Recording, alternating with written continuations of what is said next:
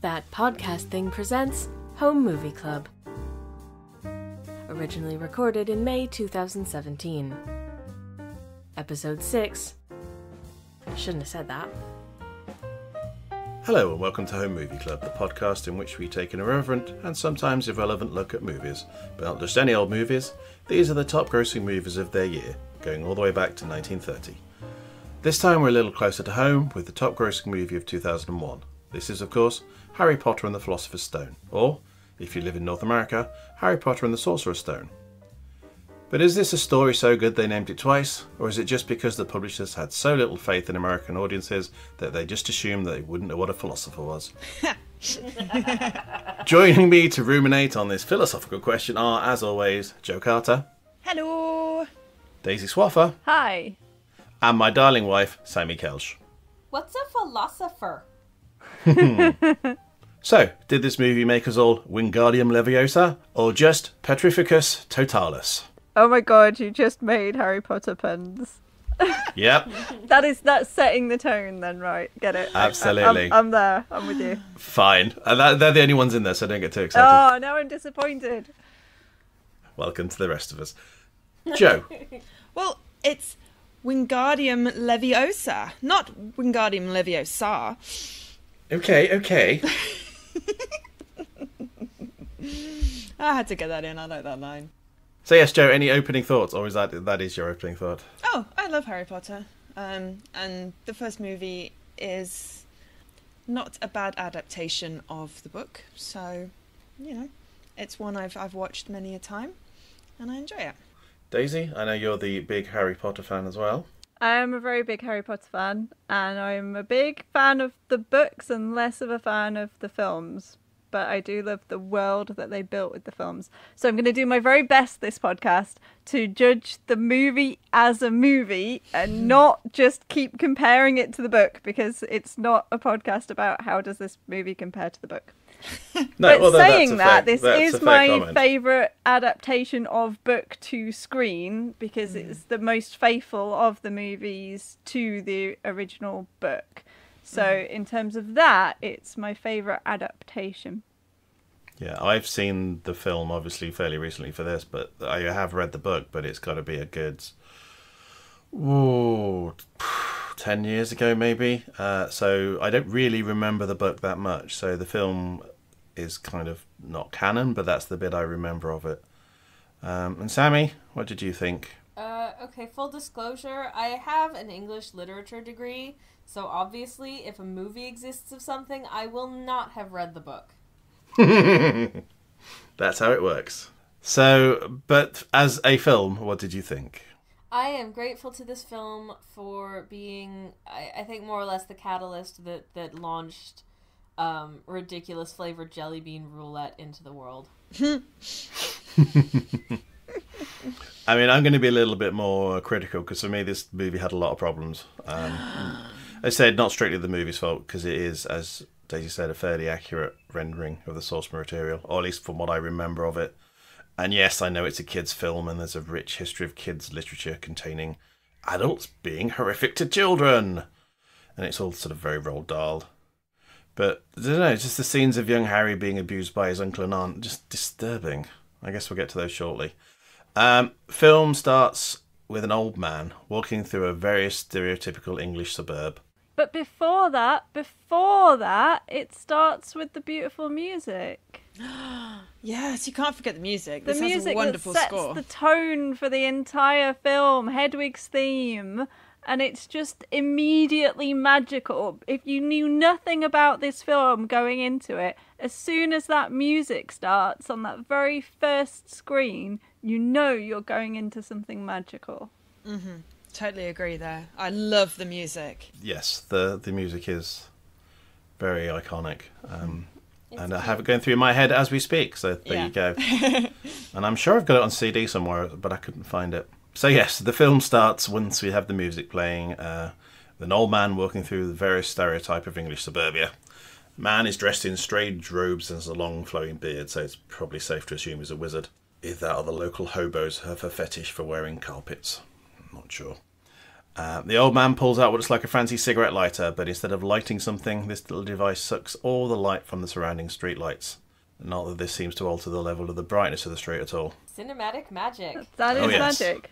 Yes, magic, and also I noticed that all of the houses had lights outside of them as well, and they didn't get extinguished, which kind of defeated the object slightly. The object has the highly original name of the putter outer, so Or Deluminator, as we find out in the final yes.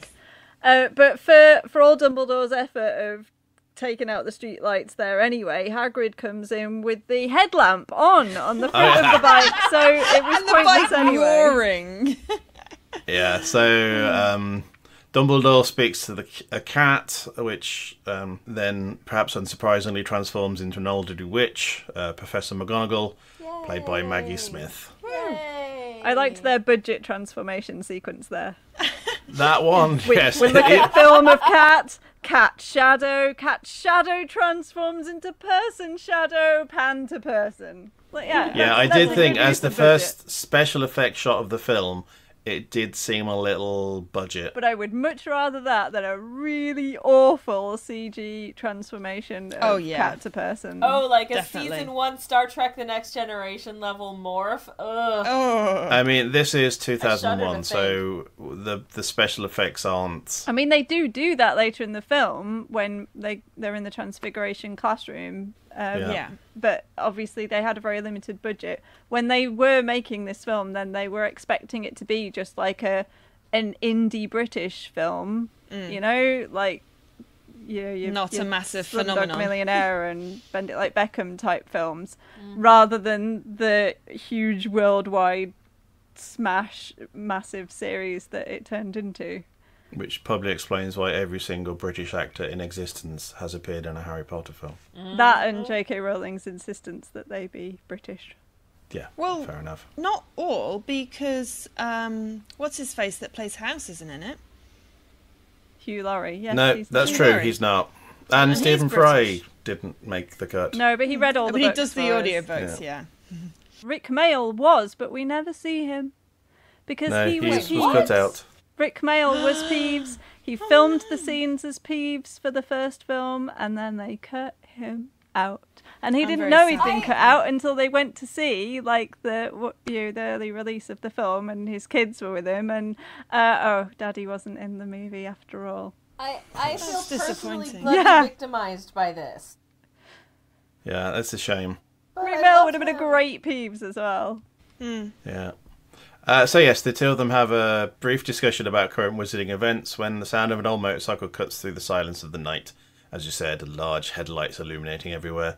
A large bearded fellow with a baby swallowed to his chest flies in, lands and hands the baby to the old man. That's Dumbledore, played here by veteran Irish actor Richard Harris. Harris would portray Dumbledore in the first two films before his untimely death in 2002, after which the character was played by, obviously, Michael Gambon. Who plays him really hippie and has this weird tie in his beard that freaked me out. And I think you'll find Yeah. his name is Michael. Did you put your name into the goblet of fire? Gambon. Hagrid, who I have classified as the hairy biker on growth hormones, played by Robbie Coltrane, looks on tearfully as the baby is dropped off at the doorstep of the anonymous house with nothing but a little note as explanation. Of the worst sort of muggles. The worst sort of muggles. We briefly see the baby's face and an angry lightning bolt scar on its small forehead. They all fly off, and 10 minutes later the baby is pounced on by a band of feral cats and is killed. Yep. The end. It's a shame that.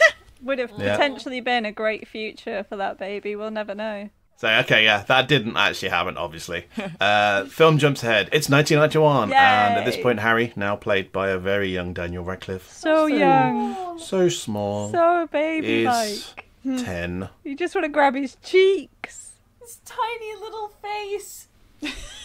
You want to This ruffle kid's his getting a hair. lot of Very abuse. round Don't haircut. make it worse. I think he would appreciate some TLC and affection. Yeah. Actually, that's true. So yeah, we see scenes of Harry being abused by his uncle and aunt and their obnoxious son Dudley. I love the way Big that old Dudley. Petunia tells Harry to cook the breakfast, but it's all already cooked. Yes, the What? bacon, everything's ready Cook- there. He just literally Cook walks the over and... breakfast, so he just starts taking it out the pan and putting it on the plates. And even then, they're telling him to hurry up. when Yeah. when it's like, well, he couldn't have done that any faster. Well, He's yes, but I mean effectively that's a cooked little it bit of, instantly there by being told to cook it, and he's already serving it. that's a little bit of artistic license. If we had slightly longer, which obviously we didn't because that was a very long film, then it's a he would very have long put the film. raw bacon in the pan and then fried it up. But, Harry Potter and the 5 minutes of Harry cooking bacon. exactly. And then we'd all have been complaining, like the Dudleys. Dudleys. Already long movie. The Dursleys. Well, I would have been complaining anyway because the fat wasn't crispy and it just looked very, Yeah, it did look very nice bacon. Yeah. That's So, the way they eat it in suburbia. Well, it was cooked by a 10-year-old, you guys. Yeah, Not that's good a enough. point. Needs lessons, obviously. So they all go to a trip to the zoo to celebrate Dudley's birthday. Oh, hang on. You've got to mention the absolute brattiness of Dudley and his presents. He doesn't care how big the presents are. He just wants more than he had last year. He just wants stuff. It's The nauseating. unwarranted outrage. It is nauseating, yes. I mean, wrote obviously down it's it's a intended to wonderful be. demonstration of what spoiling a child can result in. Yeah, Yeah. I mean, that is a form of child abuse as Yeah, well. yeah, it is. Yeah. Yeah, they certainly don't ever say no to him in any way, shape or form. As we see in many occasion. Okay, now you can go to the zoo. So, now they go to the zoo. They go to the reptile house and Harry realises he can speak to snakes. Which is odd, obviously. Yeah. It's a useful skill. So he speaks to the snake. Dudley notices the snake and pushes Harry to the floor to get to it. It's a good sweeping shove, that, as well. I was quite Yes, impressed yeah. by it. So he starts shouting and banging on the glass, trying to get the snake to, I don't know, do tricks or something. It's a snake, what do you expect? But yeah, at this point, I don't know, was it Harry blinking or did he do the whole sort of wrinkly nose type thing in I My think Dream of Jeannie? he's just Just staring. looks at it, yeah. He's not doing Yeah. any physical manifestation of the spell. It's all pure mental. And suddenly the glass that is frustration at being this point. hammered on is just suddenly not there. It's like magic. There's no such thing as magic, to quote Vernon Dursley. And Dudley falls into the snake enclosure and everybody panics. Ha! Well, the snake escapes. Woohoo! Yep, says, so the snake "Thanks." slithers away. Or freedom. Sorry, I need to stop doing that. I'm not comparing it to the book. I'm not comparing it to the book. Well, thanks has an S in it, so it can Yes, thanks. slither. And he slithers away and then gets captured by the zookeepers and shot. No, it doesn't. You don't see that. They're only shot with a tranquilizer dart, I'm sure, because they do want to retain the animal. Well, I imagine it's quite valuable, but the best part is that when you turn back to the cage, the glass has reappeared, and we now have Dudley in a box. Yep. Hey! And of course, his parents go to bits, and it's all like, "Oh, poor Duddykins," and Harry's Although just sitting there laughing. I do pity the zoo staff at that point who will have had to A, actually get him out of there somehow, and B, face some kind of internal inquiry as to how on earth that happened. Yeah. If this was America, the Dursleys would be like filing a massive lawsuit against the zoo, and they'd settle for They millions. then also have to capture the snake again, who probably isn't keen on going back into the enclosure. Yeah. So, I mean, what happens to the snake? We never find out. Perhaps he goes off and lives a happy life somewhere. So it's In all, the it's sewers all eating fun and rats. laughs for Harry Potter, but I think we can all actually take a moment to think about the zookeepers there. The Dursleys eventually get home and Uncle Vernon actually physically assaults Harry, grabs his hair, and then locks him in his room, which, Well, as we all know, is locks the him in cupboard his under the cupboard. stairs. Yeah. Yes, the cupboard under the stairs. Yes, I think room is a very generous word for that. Yeah. It is a space. It is a very small space. It's a good thing he's small and hopefully not claustrophobic. No, although something like that would probably make someone claustrophobic. Yes. At some unspecified time later, Harry gets a letter delivered Yay! with strange ornate writing on it. But Vernon, which is his uncle, spotting the sender details, which are helpfully written on the back. 'Cause Hogwarts is secret, so let's just write the address on the back of the envelope. Oh, well, it's not secret if they're sending it an invitation to attend. True. Mina Lima, who are the like the graphic designers and the principal prop makers for the whole series, that really gave us a real sense and feel of the Wizarding world through all of their design. They had to make literally hundreds of identical copies of that letter. Yeah. He basically takes the letter off Harry, doesn't let him have it. Another arrives. Doesn't he put it in the food processor? He does something with it. He tries to burn one. He shreds one.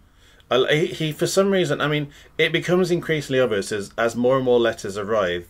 The nerves of Uncle are getting more and more frayed, and it gets to a point where he actually sticks a wooden plank on the inside of his door to stop letters coming through the letterbox. Yes. Which is not the act of a sane person, because obviously you also get things like bills and other things through the letterbox. Pay stubs, Waitrose vouchers. Yeah.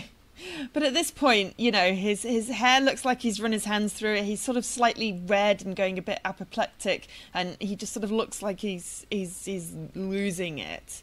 Yes, Richard Griffith is doing a good line in going slightly mad at this point. Mm-hmm. Gotta say, those owls are very tenacious, though. They're just like, we need to deliver this letter to this one particular person, and we're just gonna keep on trying. But they deliver the letter and then just sit and watch what happens. They don't fly off. Well, they need to know whether or not the letter's made it to their intended recipient.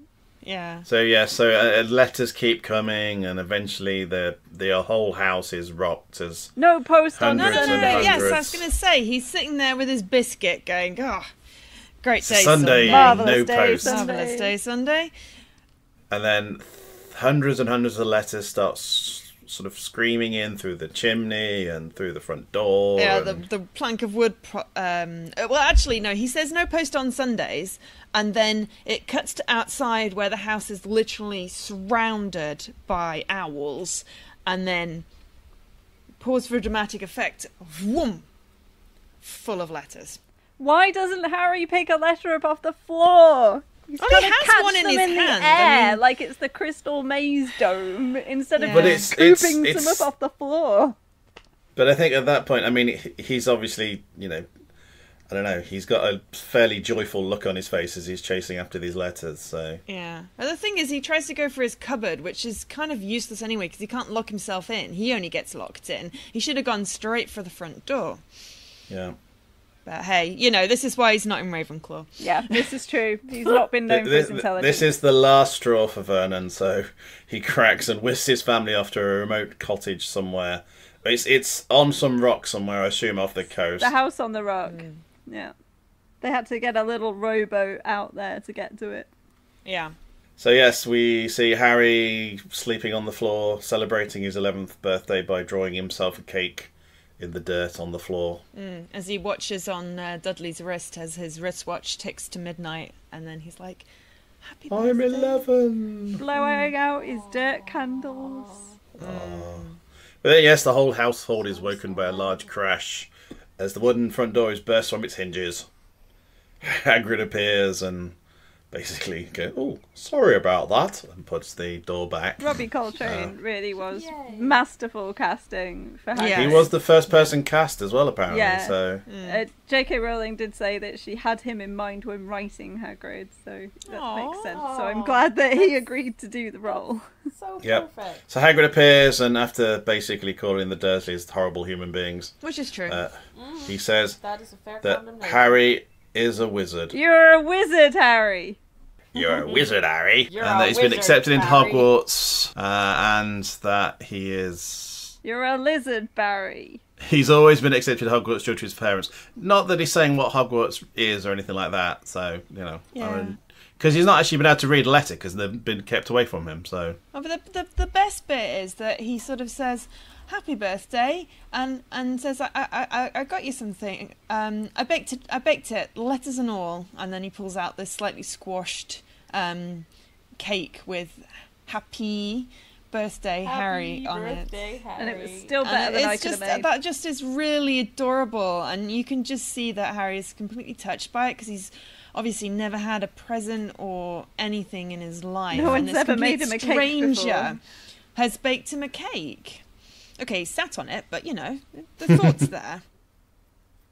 I bet he'd love that cake even if the crumb is slightly dense and it's slightly underdone in the middle and the frosting is melting a little bit. He'd still And it's love a bit it. wonky and lopsided. And But I love the Don't way matter. that it's the middle of the night and they're in this house on a rock in the middle of an ocean of some kind. And Harry just goes off with this complete stranger.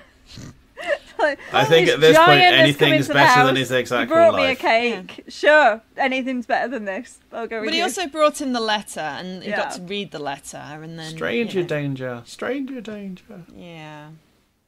So yes, Hogwarts is calling and Harry is whisked away to the worlds of wizards and witches. Yay! Finally! And so our story begins. And so our story begins, where all 45 stories minutes begin, where all good stories begin in the pub. Yay! So the first thing to do is Hagrid takes Harry to the pub.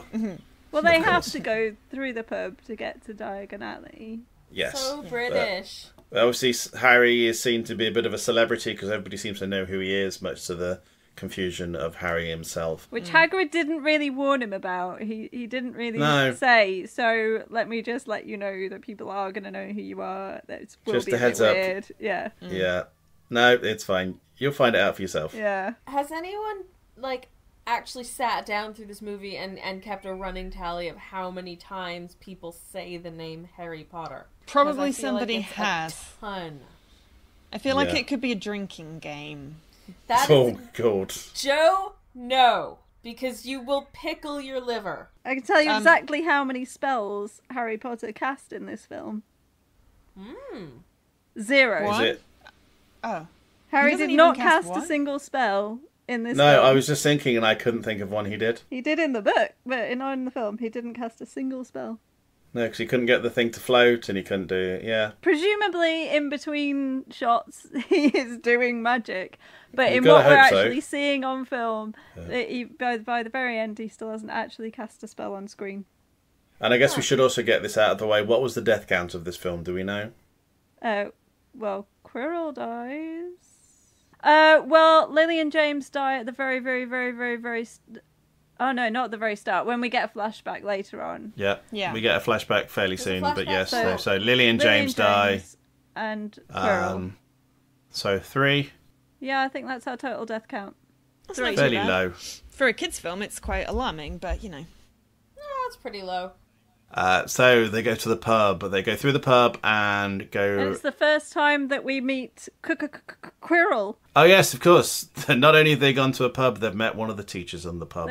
They've essentially bumped into Voldemort already Yeah. before but we don't Harry know that at this even point. knows So. about that. Is he? No, but he's not in Quirrell at that point. But Quirrell's wearing the turban. Well, he always wears the turban. It's stuffed with garlic to ward off vampires. Didn't wear good the look. turban before he went. This is beyond the film stuff. He didn't wear the turban before he went off on his little adventuring to go and find Voldemort, and then he started wearing the turban only when he had. Voldemort at the Also, back of his doesn't head. Harry's scar hurt when he walks into the pub? Is that not a bit of a hint? No, his scar hurts at the welcome feast. But I thought, I think in the book, Quirrell probably isn't wearing a turban at that point, but they just kept him with a distinctive well, he's wearing a look in the turban because film. that's his character. But when he's talking to Harry at the end, he goes, when he failed to get through at Halloween, then he was punished, and Voldemort merged with him at that point. But that's in the book. And No, then- that was in the film. I think in the film, I think Voldemort is already there. If you bear in mind that at the welcome feast, which is pretty shortly after this, when Quirrell turns the back of his head towards Harry, then Harry's scar hurts at that point. So they go into Diagon Alley, which is a magical place hidden from the sight of muggles, apparently, where everybody dresses like Victorian. The leaky cauldron in the pub they've just been in is hidden from muggles as well, so you don't get random muggles walking into the pub. So yes, they go to Gringotts Bank, which is great because I think no one in Diagon Alley has heard of a right angle or an upright bit of wall. You don't need right angles, not right bits of wall when you've got magic. And goblins. So they go to Gringotts Bank to claim Harry's inheritance and for Hagrid to reclaim a secret item from one of the vaults. The you-know-what from you-know-where. You know what, from you know where. You know which. For you-know-who. No, that's a different person. for Dumbledore. We can So say so obviously Harry's inheritance seems to be a big pile of gold. Although being new to the wizarding world, I do wonder if Harry knows how much that actually is worth. No, he's got no idea. Because that could What be, is you know, that in pounds? well, yeah, that could be due to inflation, just about £4.50. He just doesn't know. It looks like a big pile of gold, but who knows? Yeah, I'm pretty sure the goblins aren't giving a very good rate of interest there. Probably No, not. what they're paying for holding it is probably not good. What is the pound galleon exchange rate? Plus, the fact that is a very big pile of gold. I'm sure I he think didn't take a all of that galleon in is one about go. a So fiver in English money. I thought it was 10 quid. Okay, fair enough. probably was 10 quid when they made the films. There you go. But I mean, it is pure gold, so Probably it's state the even pound it's at the worth moment its is probably weight. about 15 quid.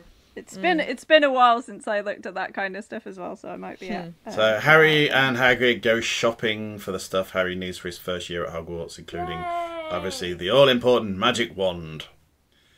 Harry visits Ollivander's store, and a bit of trial and error. He settles on a one that has a link to Harry's tragic past. When its twin gave you that scar.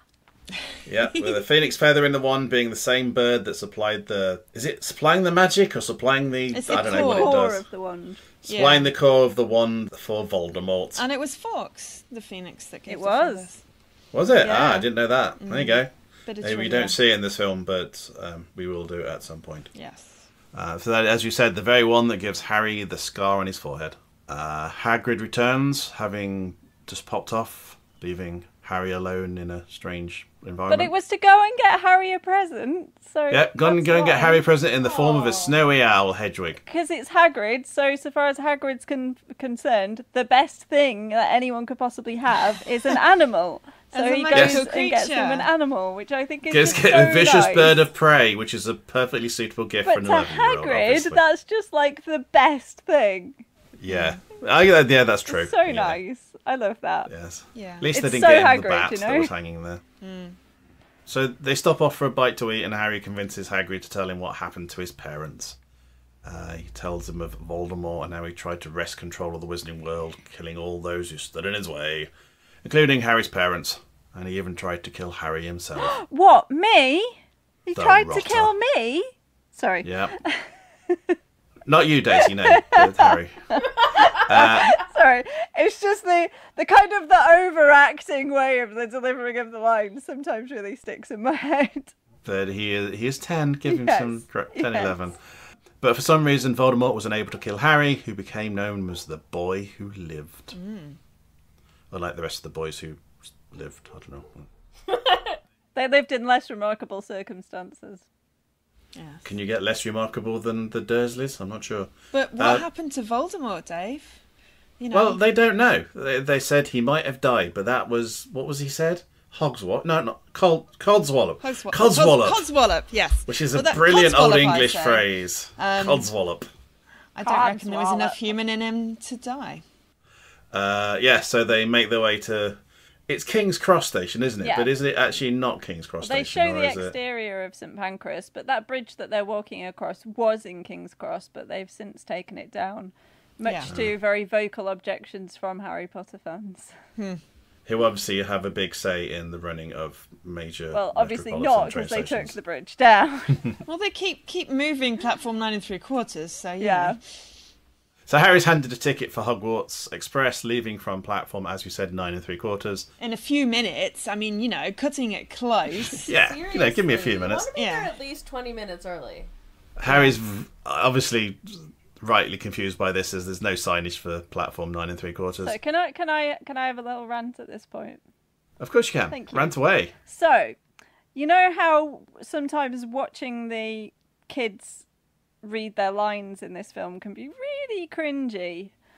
A lot of that, I think, is not the kids' fault at all, but is down to the dialogue. The dialogue that's been written is not written how an 11-year-old speaks. Yes. So at this particular point, Harry Potter says, "But Hagrid, there must be some mistake. This says platform 9 3/4. There's no such thing, is there?"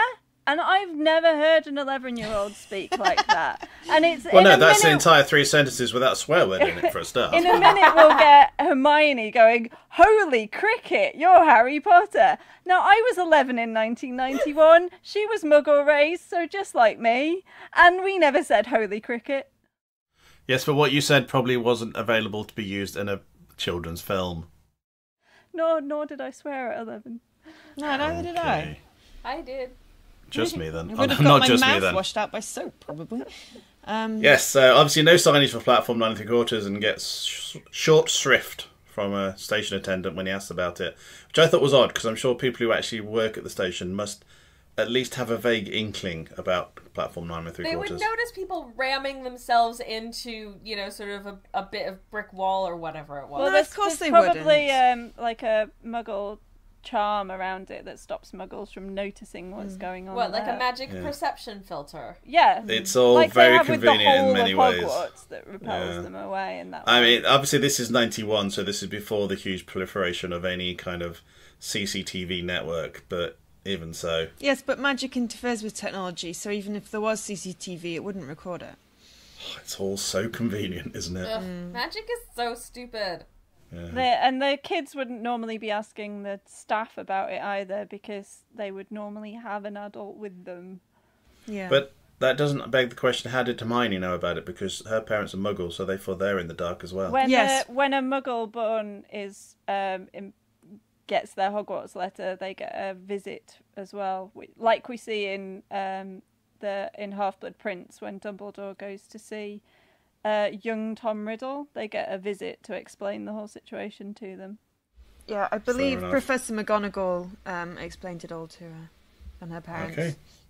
So yes, thankfully he overhears a woman talking about Muggles, a phrase he's learnt from Hagrid, and so follows the lady and a pack of various aged ginger kids.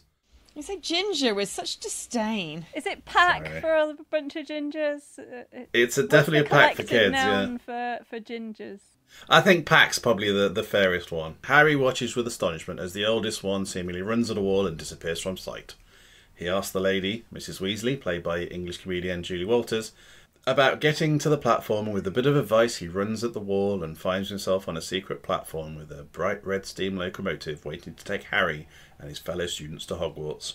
And a handy-dandy sign on the wall saying platform 9 Platform and 9 and 3/4, in case the Hogwarts Express sign on the front of the train wasn't obvious enough for him. Yeah, and the fact that you've gone through this invisible barrier Yep. to get to it. Yep. You go through the invisible barrier and it says platform 2.5, you know you've gone the wrong one. You know, no one ever checks the tickets, and yet Hagrid was like, "Stick to your ticket, Harry."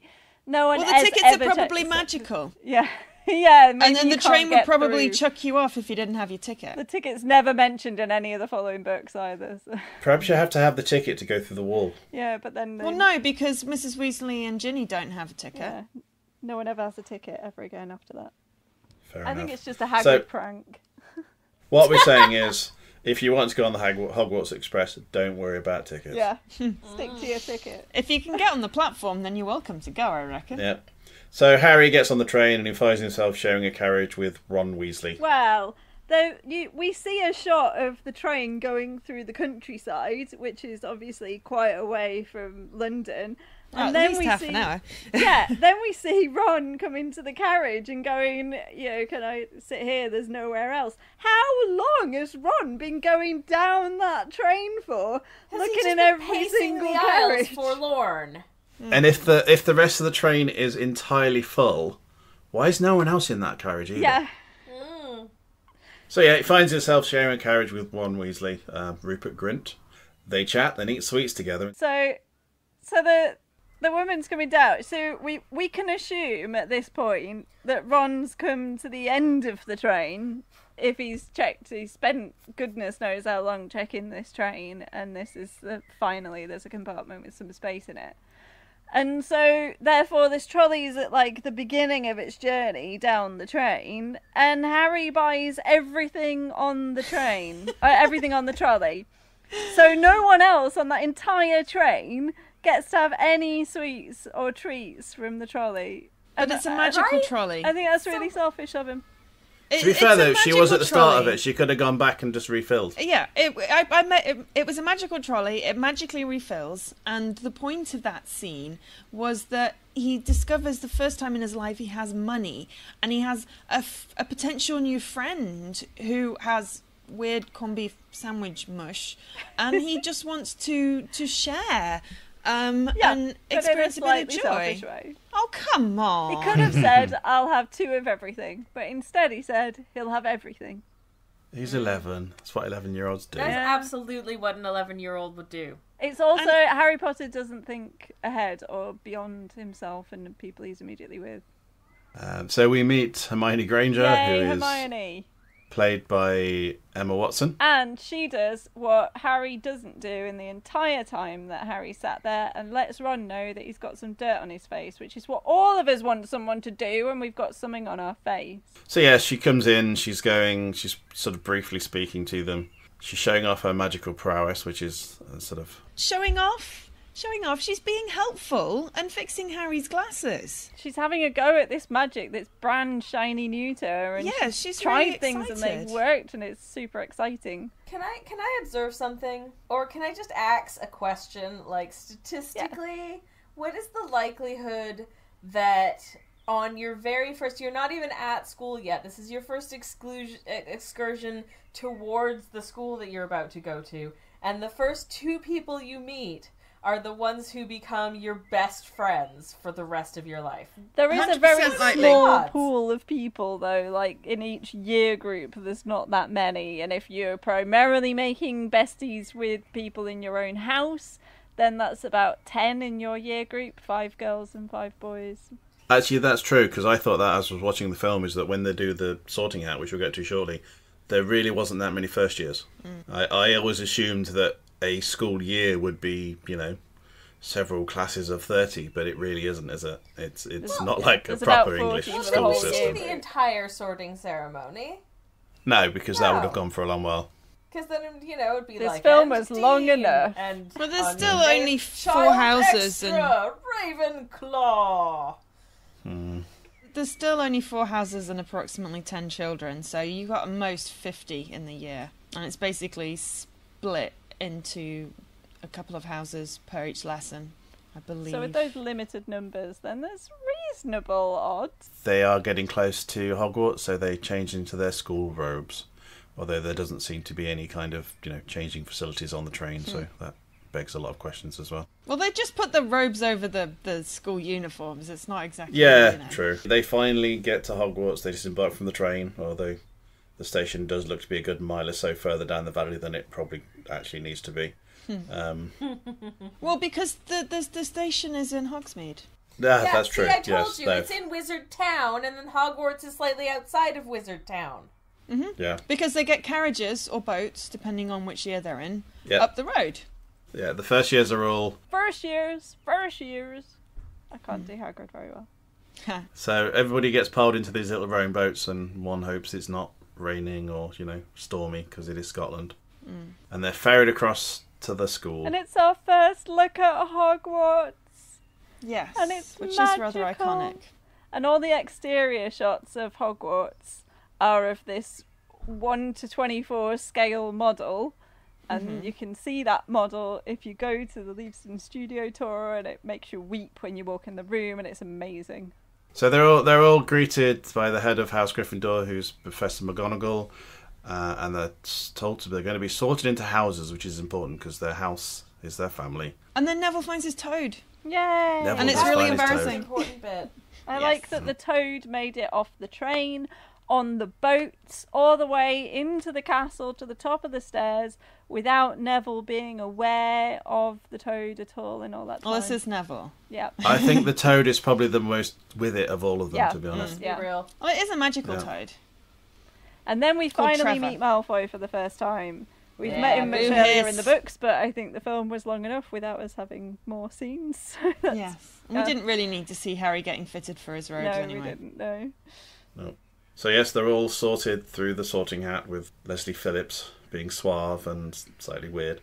The floor of the Great Hall there was actually made of York stone, which you won't get in most film sets because they were anticipating the heavy footfall from all of the, not just all the filming, but all the hundreds of children, and that the set would need to be there for the entire duration of the series. So they just went all in at the start.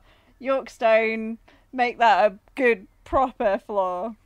That's nice. So I know there were also interiors that were filmed in our local neck of the woods in the Oxford University. Yeah. The Bodleian Library, most notably. I don't know. Bodleian and also Christchurch. Some of the Great Hall stuff was in Christchurch as well.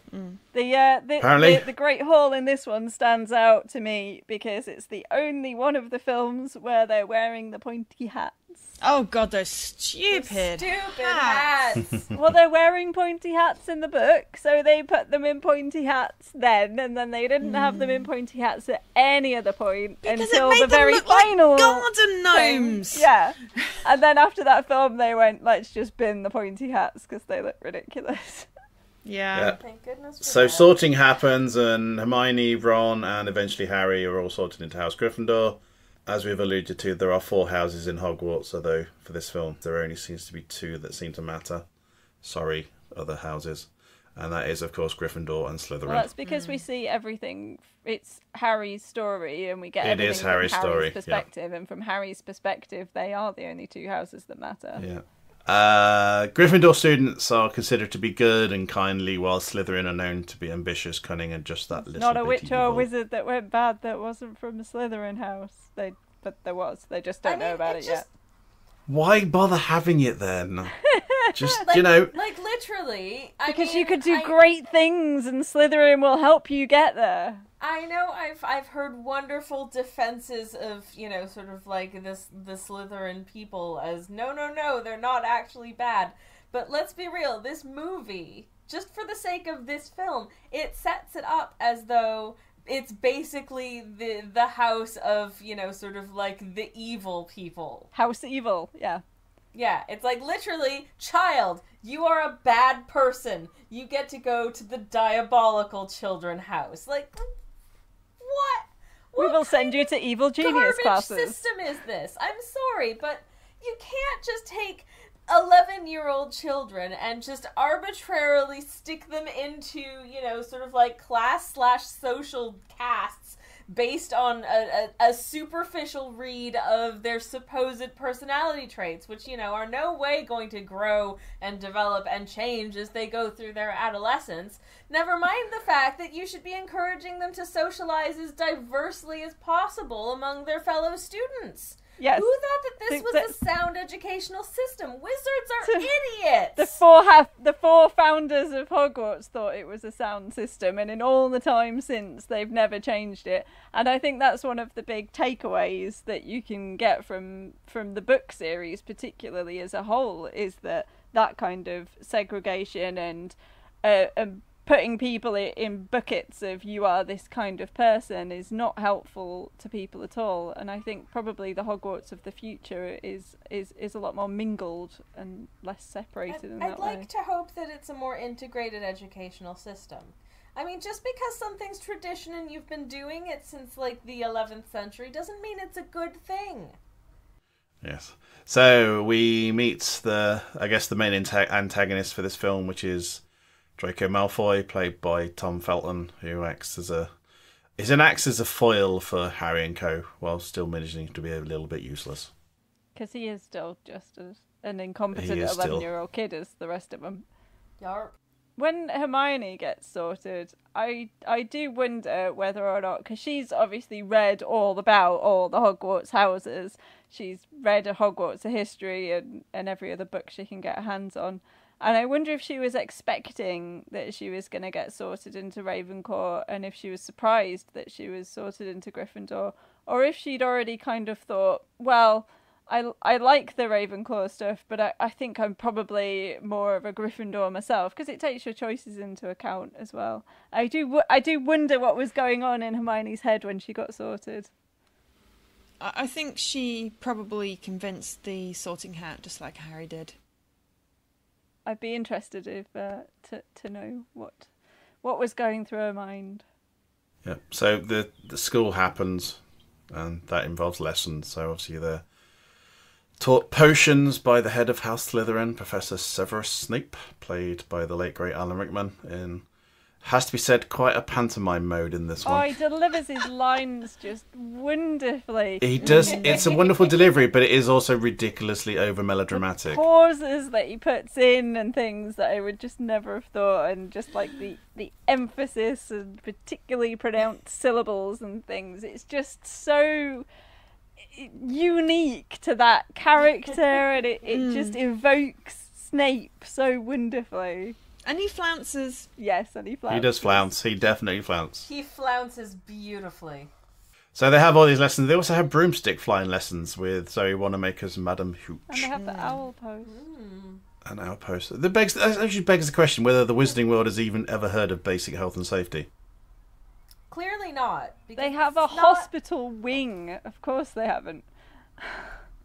I'm sorry, but when I was an 11-year-old child, if we were so much as to be allowed to play, floor hockey, we had to wear protective headgear and goggles. Yeah. So literally within a minute of a group of 11-year-olds being given access to flight, one of them, Gryffindor's Neville Longbottom, crashes and breaks his wrist. Oh, but you've got to mention the look on Ron's face when he goes up and the broom just smacks him in the face. Aww. I crack up every time. Comedy value. That was adorable. Yeah. That CG of Neville on the broom and falling at the castle, though, that was really...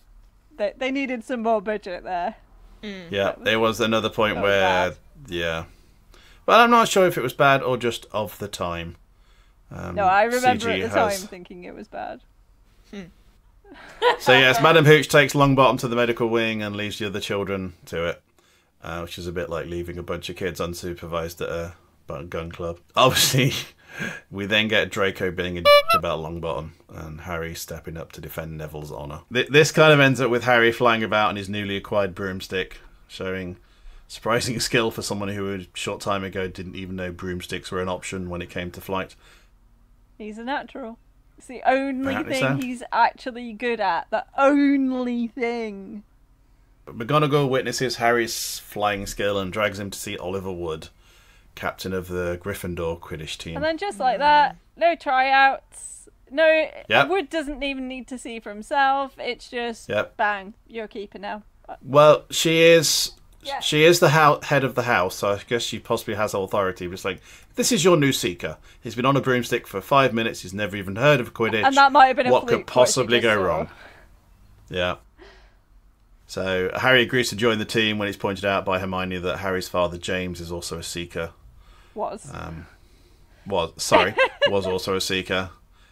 We see Harry and Ron and Hermione heading back to their dorm when one of Hogwarts' architectural oddities reveals itself and a stairway they're climbing on starts to move and swing across to a new set of doors. And they just go, shrug, we'll just go through this then. Oopsie, it's a place we're not supposed to be. Yeah. Three of them go through a strange door and find themselves on the third floor corridor No. off to the right. An area strictly off limits to students. So they turn around and go, but no, they don't. They wander onwards and find themselves face to face with a huge three-headed dog guarding a trapdoor, which confused me. But they 'cause surely opened the locked door using the most ridiculous Alohomora, which is why do wizards lock doors that can just be opened with a really simple spell an 11-year-old can do? Why? It's a fair point. Although then why also do they guard trapdoors that are on the third floor? Because wouldn't that just lead at the most to the second floor? It It's leads magic. to a really long drop. It's so long that when they drop down, they say we must be miles underneath Hogwarts. But they don't say that in the Right. film. So surely they would all just die when they landed. It's a soft landing on the plant. Well, they haven't even got in there yet. No, They've just so discovered the dog. they discover the dog, and obviously the dog makes lots of noise, as only a three-headed dog can. Lovey. And they panic and run back to their dorms. If you two don't mind, I'm going to bed before either of you come up with another clever idea to get us killed, or worse, expelled. I love that line. Such a good line. And they do actually quite like Ron's retort. Daisy. Yeah. It's one of my favourite lines. Time apparently moves on, which it does in these things, and it's Halloween! Hurrah! Hey. Oh, but first of all, we get the rules of Quidditch explained to us by Oliver Wood, which is very nice of him. True. Which, you're about to join this team, you should probably know what it's all about. Here is a really nonsensical game. Yeah. But just ignore all that other stuff I just told you, because I only told you that so that the viewers and readers will know what's going on. You just need to concentrate on this thing. Yeah, I must admit I did kind of miss that little bit out because it was just like, just exposition central. It's Halloween, but Hermione is nowhere to be found. She's apparently crying in the girls' toilets after Ron was mean to her. She's been nothing but helpful and friendly and she heard what he was Stupid doing wrong boys. and let him know what it was that he was doing wrong and what he needed to do instead. And then, as he requested, she then demonstrated. But apparently this makes her a nightmare. Well, yeah, but then also these are 11-year-old kids. Yep, 11-year-old which kids is- are a nightmare. Yeah, can you really expect an 11-year-old boy to have the emotional intelligence not to say something that's But then we do stupid? know that Troll has the emotional range of a teaspoon. So yes, unfortunately, Hermione is nowhere to be found. And suddenly Professor Quirrell, who we met earlier in the pub as the bumbling, stuttering Defence Against the Dark Arts teacher, runs in and shouts that there's a troll loose in the dungeon. Troll! In the dungeon! Okay, so- in the dungeon! just thought you ought to know. Everybody says, why is there a troll in the dungeon? My question is, why is there a dungeon in the school? Well, it's where two of the house common rooms are. Yeah. I mean, but surely if it's... That just makes it a basement at that point, not a dungeon. No, because it's a castle. Castles have dungeons. Yeah, you don't have a cellar. Basement is American, cellar is English. You don't have a cellar in a castle, you have a dungeon. So there's panic among the students until Professor Dumbledore shouts for them to be quiet and to make their way back to their dorm rooms. Make your way back to your house common rooms, two of which are located in the dungeons where that troll is In said reported dungeon to be. where troll is supposed to be, yes. Great there, Dumbledore. Thanks very much. Well, it's only Slytherins. We don't care about that. Hufflepuffs. Harry and Ron They get don't up exist to... at this Have point. we actually met any Hufflepuffs by this point? no. Aside from Susan Bones. So who cares about? And again, she's only there for one reason. Yeah. Getting up to leave with their housemates, Harry and Ron realise that Hermione would not have known about the troll because she's off elsewhere. So they head to the girls' bathrooms to get her. However, the troll has beaten them to it and attacks Hermione with a big club. No. Ooh. Harry and Ron attack the troll, and the three of them working together manage to knock it out using Wingardium Leviosa. And some more bad CG. And some very bad CG. And troll this bogies. Or if you have the subtitles on, troll boogers. Oh, really? You've got the American version then. Yep. No, it's the English version, but the subtitles seem to be American. Well, because you've got to translate everything. Yeah, because I know there's the whole thing of boogers and bogies and... Sweaters and jumpers. Yeah, they translated the entire book into US English. Yeah, we have the UK Region 2, whatever it is, DVD. And yes, the subtitles in it do say boogers and not bogies. Did the Yeah. subtitles also say Sorcerer's Stone, or did they say I Sorcerer's? don't think it did. I didn't notice if it did. But I did notice that one, and it stood out to me. And yes, I know they've probably done it so that they do one set of subtitles and not have to redo it. But so they knock the troll out, and the troll's unconscious, and then the teachers finally turn up and demand to know what the three of them are doing away from their dorms. And this bit I didn't understand, because Hermione covers for them, saying, I thought I could take on the troll because I've read about trolls and I thought I could handle it. But if she'd actually just said, I was in here, I didn't know about the troll, and these two came to get me, to keep me out of trouble, surely that would have actually been better. But it wouldn't have cemented their friendship. Then she would have had to explain why she was in the bathroom, and maybe she didn't want to get them into trouble. Which was very nice of you. It cements their friendship. It's very important. True, it does indeed cement their friendship. They've shown that they care about her by going to the bathroom to save her, so she shows that she cares about them by taking the fall for them. So they are reprimanded but forgiven. They lose house points, I believe, for that. They gain more points than they lose. Harry notices a gouge on Snape's leg, and the following day Snape's seen limping. obviously, though, Harry has no time to think about this, as this is the day of his first ever Quidditch match. And a mysterious package arrives, and no one knows what on earth could be in it with that very undistinctive shape. Yeah, so, yeah, basically nerves are happening. Harry can't face food. They discuss what happened the previous night and decide that Snape must have gotten the wood trying to get past Fluffy, past the three-headed dog, because at this point they don't know it's called Fluffy. And then there's a surprise owl delivery with a brand new broomstick for Harry. It's a broomstick? I never would have guessed from that shape package. It's so mysterious, because they act very surprised when they open it up and discover it's a broomstick. It's the Nimbus 2000, the fastest broomstick in the West. Obviously shocked by this, because Harry doesn't generally get post, because, well, there's no one to send him post. Turns to McGonagall, who just kind of nods, and I think it's implied that she probably bought him the broomstick. Yeah, in the book she signed the note for it, so... Ah, fair enough. And you can tell it's a magical broomstick, because when the owl's carrying it, it's about 2 foot long, but when it lands and they're unwrapping it, it's got to be more like 4 foot. Which is fair enough, because I don't think you could get an owl actually carrying a broomstick that length. I'm not sure what Harry thought he was going to fly for Quidditch that morning. You'd think he'd have been worrying about that.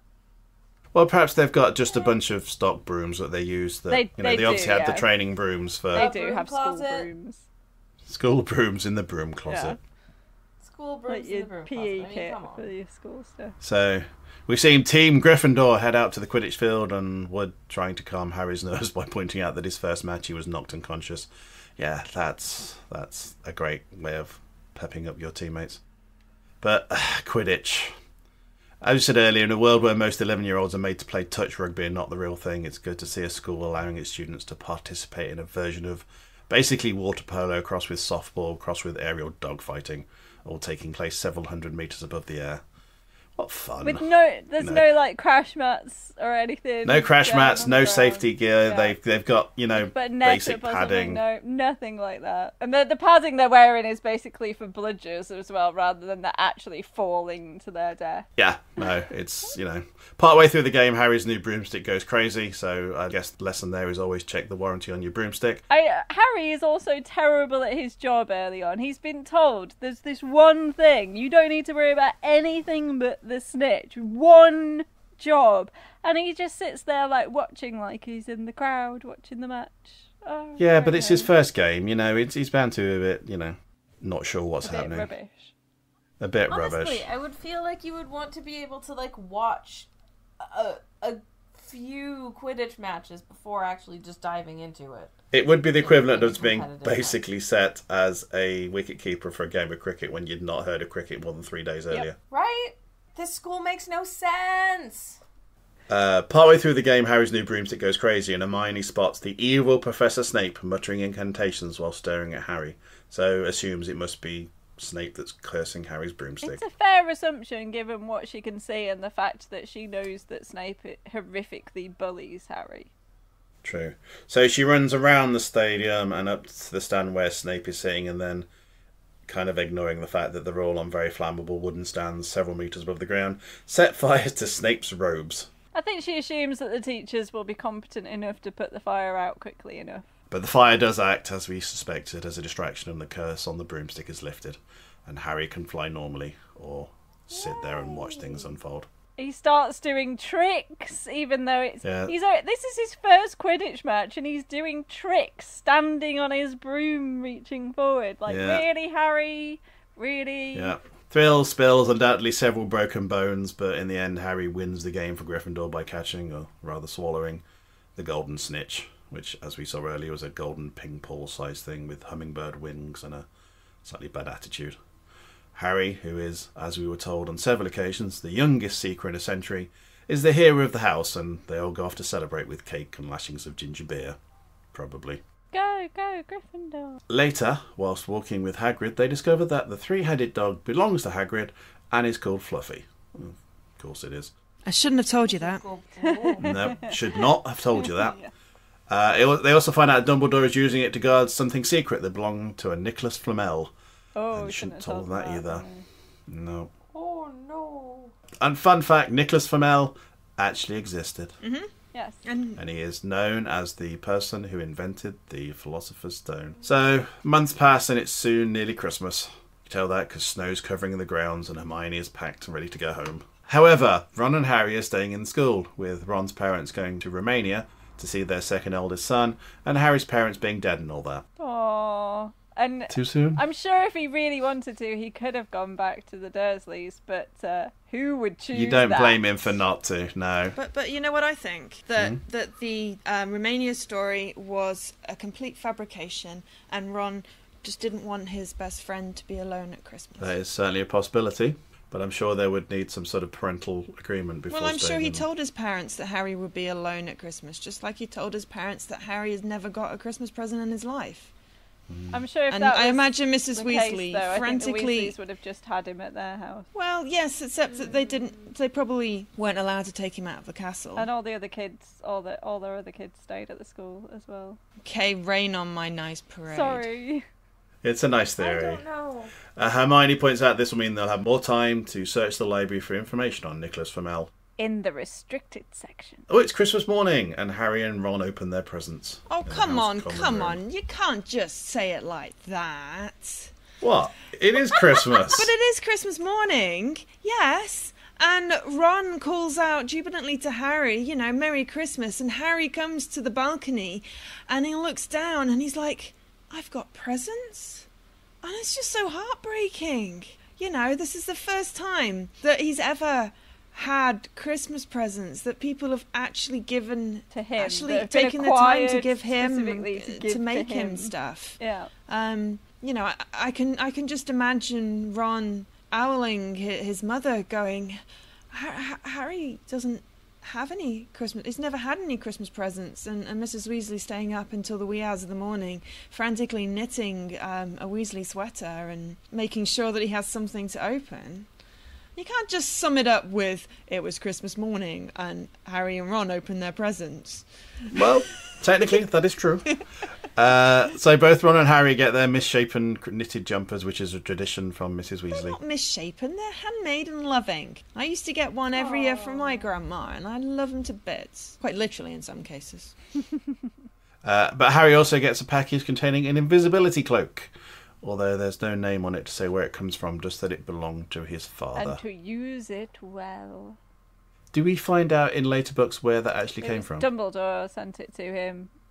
James right, okay. Potter had left it in Dumbledore's care because he was Fair looking enough. into it as being a potential Deathly Hallow. Mm-hmm. So this obviously is not something we find out in this film. We don't find out till later. I'm so- not sure if they even go into that in the final films either, but it's in the books. No.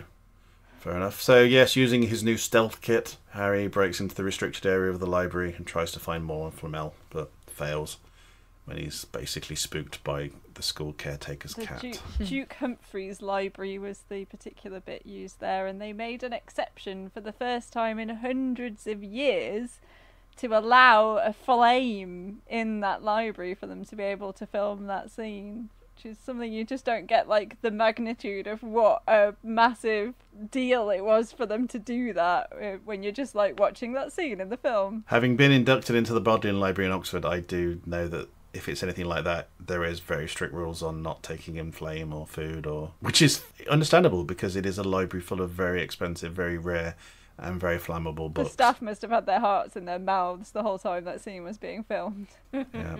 So he gets spooked, he runs out of the library still under the cloak and comes across Snape threatening Quirrell.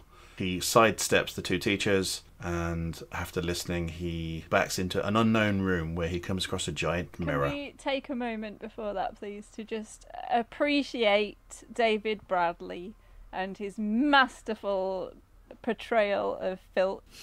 With he's just so good. He really relishes those Filch lines, you know.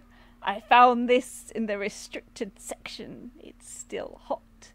That means there's a student out of bed. You know, he just there's no one else could deliver Filch lines like David Bradley, and he's just one of those perfect castings that it doesn't get talked about because he's so much more of a minor character than the others. But I love David Bradley as Filch. He's a good dude. He looks into the mirror and sees himself standing with two adults that he almost instinctively knows are his mum and dad.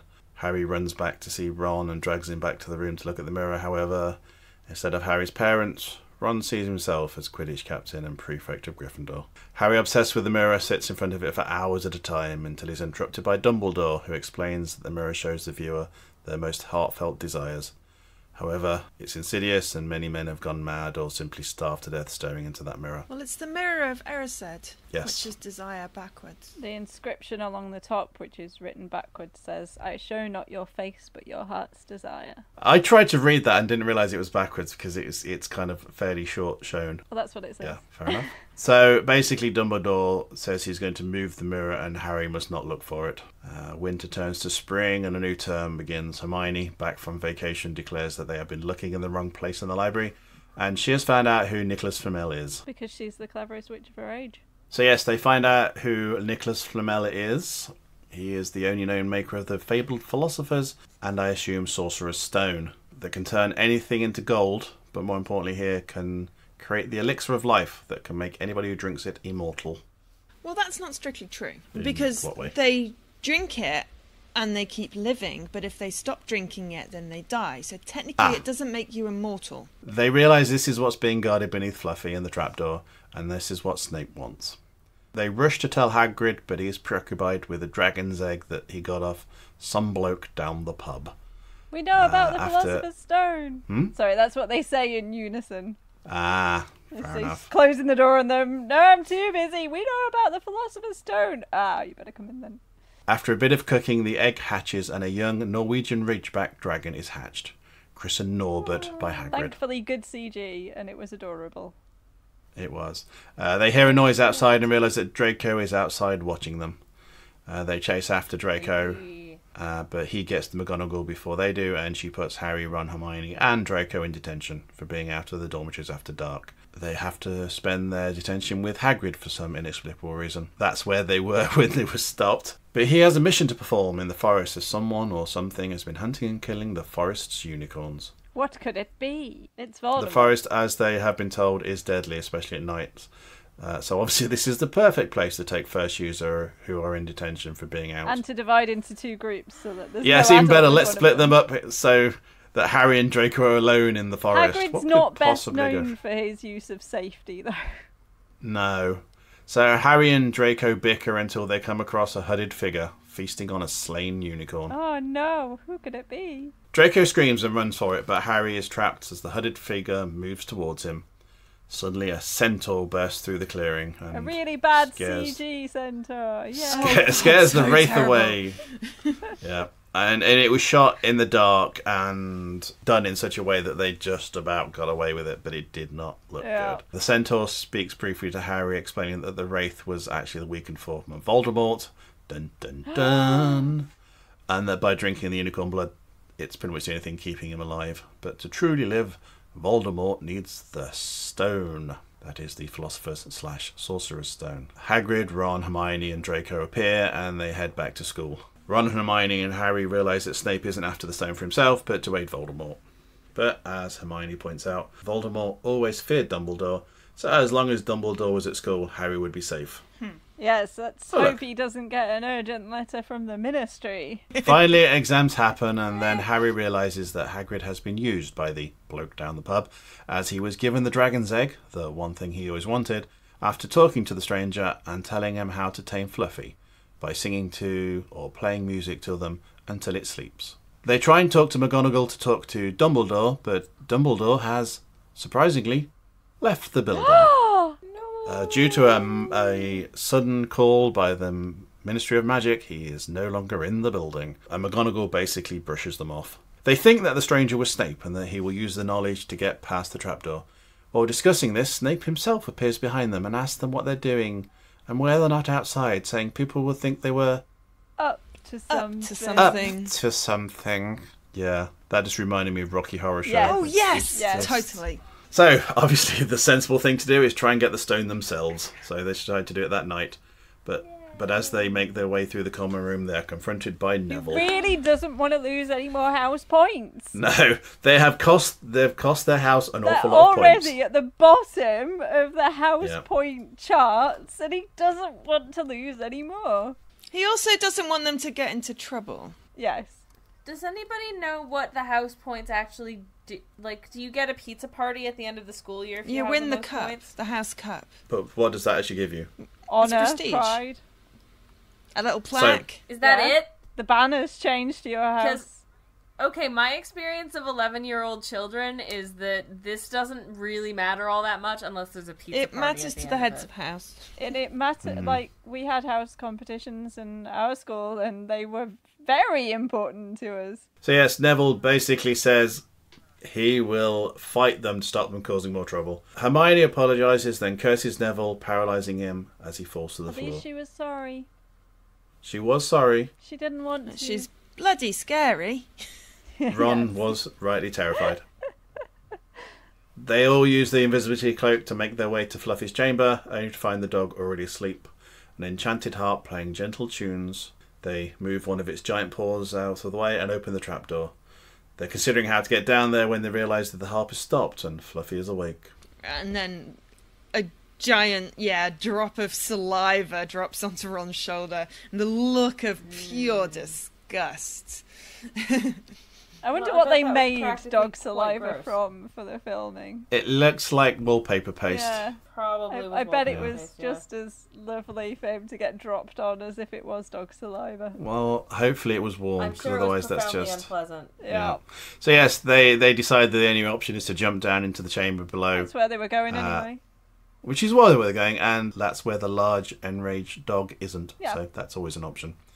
They all jump down and are ensnared by a plant. Devil's by snare. Devil's snare. They start to panic, which is understandable, making the vines hold them tighter, until Hermione uses her book smarts to remember that if you relax, the vines will let you go. But of course Ron can't relax. Both Hermione and Harry get through the vines, but Ron can't stop himself panicking and is bound tighter. And she uses more of her book smart. Hermione remembers that the plant doesn't like sunlight, so uses a spell to free Ron.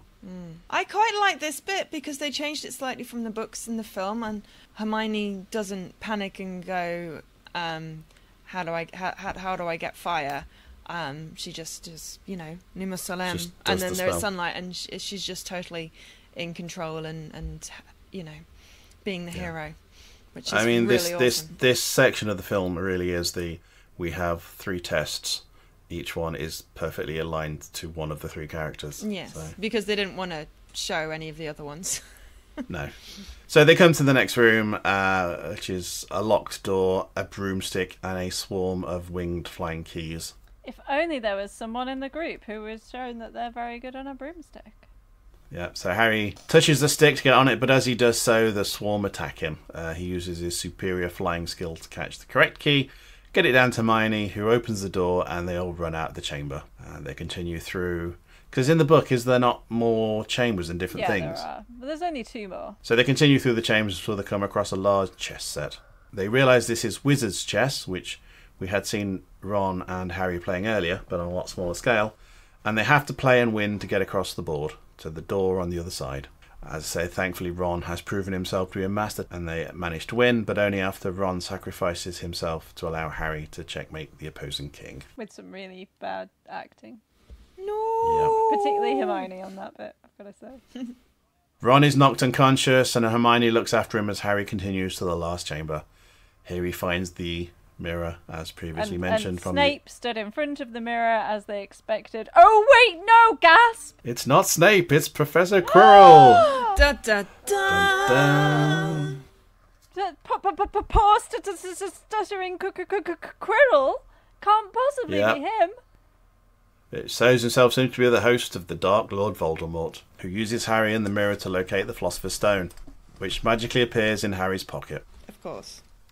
Quirrell attacks Harry, but finds that when he touches him, he simply burns away to ash. Add 1 to the body count.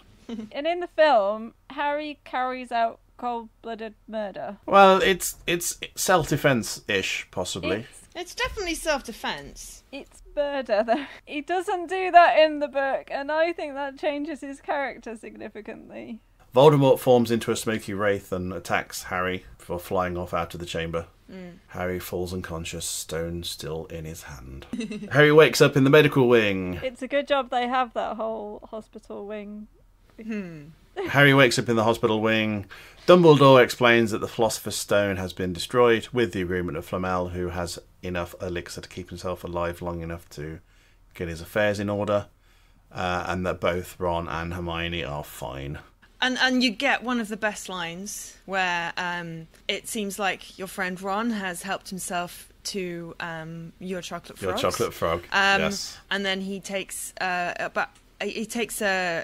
Bott's every flavour bean and says, I was unfortunate as a child to get a vomit-flavoured one. Which exists in the world. Thank you, JK. Ooh, but I should be safe with a nice toffee. And then just completely sort of deadpan. Alas, earwax. Tasty, tasty ears. And I just love that line, I'm sorry. It's like the detention line. Yeah. And the I shouldn't have said that. There's some real crackers in there. Yeah, and Dumbledore explains that it was his magic that put the stone into Harry's pocket, because that was a little bit unclear. It was very clever of him. He was quite proud of that. He was. And if Harry just hadn't gone down there, then Voldemort wouldn't have got the Philosopher's Stone because of that cleverness. But Harry had to go down and try to be a hero and make it so that he actually So could. it's the final meal of the year. House points have been accounted for, and Slytherin have won. Gryffindor are last because they're rubbish. Mainly due to the points lost by Gryffindor due to Harry and Ron and Hermione's misdemeanours. However, because everybody hates the Slytherin, even the professors and tutors. And because Dumbledore's a Gryffindor himself. Yeah, Dumbledore awarded some last-minute Slightly points. biased. Yeah, there's Slightly there's biased. No bias No, happening here not at whatsoever. all. He's like, I mean, he's written it's down just- the points, right? How far behind are they? Right, so how can I Right, let's divvy just up add these them back extra in. points? That's Yeah. the maths. That's what I'll do. Yeah, so Dumbledore awards some last-minute points to Harry, Ron, Hermione and Neville. He could have done that at any time, but he waited until after he'd announced that Slytherin had won the House Cup and Slytherin had celebrated, and then he's like, suckers! Nah. I'm sorry, but that is such a Yep, jerk move. it really seriously. is. But as you said, everybody hates the Slytherin. Yes, so Gryffindor getting the lead and they win the House Cup for the year, which is nice. Because he awards points to Ron and Hermione and, of course, to Harry. But then the final 10 points that take them over the edge to the win, he gives to Neville. They're the first points that Neville has earned for the house and for being basically a true Gryffindor, for being loyal and standing up to his friends. And that is just a beautiful moment. So Hagrid sees the first years back on the Hogwarts Express. And in that final scene, that was the first scene that they filmed. So that's the only scene that we have where Harry's got the green contact lenses in that it turned out he was allergic to, and Emma Watson's got the fake book teeth in that it turned out she couldn't really speak properly with. So they managed to Oh edit my around God. that. Yes, so Hagrid hands Harry a photo album with a picture of Harry as a baby with his mum and dad. I assume there are other pictures in there as well, but we don't see them. And reminds Harry that although magic isn't allowed outside the school's grounds, his aunt, uncle and cousin Dudley didn't know that. Even though his aunt probably does know that. Yes. Yeah. So the children all pile into the train, draws out the station and away. The end. Dun, dun, dun. Should probably wrap this up because it's a long old film and a long old podcast. It's 2.5 hours and it's a kid's It film. is. It's like, really? Yeah. I mean, that was my last thoughts I've written down. It's 2.5 hours. It's a very long film for Yeah. kids. I know they cut a lot out of the film that was in the books originally, but there seems to be an awful lot going on. An awful lot of characters, and it's probably quite confusing for younger viewers, especially if this is their first experience of the world of Harry Potter. It's just like, and it works as a story, but is it because we've also read the books or we've seen the rest of the films? I mean, for me, I love it the most of the films because it's the most faithful to the books, but I don't think from a strictly film point of view it needs to be that faithful to the books. I mean, we probably don't need them to go and see Hagrid and him have a dragon hatching and to have the detention and see Voldemort with the unicorns, drinking the unicorn blood and things. It's good to have that, but if we had to cut things, we could probably do without those. But they give them context. Yeah. Yeah. I was just going to say that yes, it's faithful to the books, but I saw this film with people who had not read the books, and it's perfectly understandable, at least to adults, the story. Well, yes, no, I don't think it is a problem for adults. You know, it's without reading the children. book. It's not like the Assassin's Creed movie, where if you haven't played the game, you probably don't have an absolute clue what is going on. No, but as I said, if it's a film for children, starring children, it just seems a little overly complex. Well, you know, children are quite complex and quite intelligent. This is true. We shouldn't. If this had come out when I was, 11, 12, I would have, I would have absolutely loved it. I would have devoured all of the books, and I'd probably have a little wizard robe and a wand waving around, because I would have been at the age where I like to dress up. I do not like to dress up now. Thank you for qualifying that. I like to dress up. Because I just imagine you wearing a wizard robes and waving a wand around. No, that's Daisy. I do that quite often. This is true. Mm-hmm. So yes, Daisy, your last thoughts. If you are a child and you don't really follow the plot of this, I think actually that's fine, because so much of it is just you're seeing this magical place and they're having magic lessons in a magic school, and you don't, if you're not of an age to be able to understand the plot, I think you can still get an awful lot of enjoyment out of it because of that. Yeah, it's visually, despite some of the slightly dodgy CGI and the age of some of the effects, it is still quite visually exciting, especially for the younger viewers. So, Sammy? Yeah, I think I haven't read the book, so I can't speak directly to the film's fidelity to the book in terms of its content, but I'll take your word for it, Daisy. My thing about that is that I don't necessarily think that a film being faithful, sort of wholly to the book that it's based on is necessarily always a good thing, and in this case it feels like, to me anyways, it felt like the film version of the pilot episode of a TV show. It's like, it felt like the encounter at Farpoint of the wizarding sort of universe. Just in as much as they're trying to establish so many things, and so many things keep happening. And it just going back and watching it now, I remember watching it the first time and being sort of like, oh, this is magical and it's cute and look at all of these neat, sort of magic universe things. But now actually being familiar with the Harry Potter universe and going back and watching it, it's like going back and watching the pilot episode of a TV show that you're really familiar with and just being like, oh my god, this is so long and so much happens in it, and it's literally just something that happens and then something else happens and then something else happens and then something else happens, and there isn't really a massive overarching plot that ties a lot of these things that happen together. It's just kind of a series of events. Yeah, a lot of this was Harry finds out he's a wizard and goes to wizard school and sees what wizard school is like, and that's like half the film. Your final thoughts, Joe? My final thoughts are nitwit, blubber, oddment, tweak. Which sadly didn't make it into the movie. Yeah, I don't care, because those are my final words. I will have to accept that. Fair enough. So, next time we'll have another hit in the form of 1977's highest grossing movie, a small thing called Star Wars. We'll be back here for that in 2 weeks' time, but until then, it's goodbye from Joe. Bye! Goodbye from Daisy. Bye-bye! And goodbye from Sammy. Adios. And of course, goodbye from myself. Goodbye! Catch you next time. Thank you for listening to Home Movie Club, part of the That Podcast Thing network. Find us on Twitter at podcast_thing, and on Facebook by searching for That Podcast Thing. Please like and subscribe for news of our future episodes coming soon.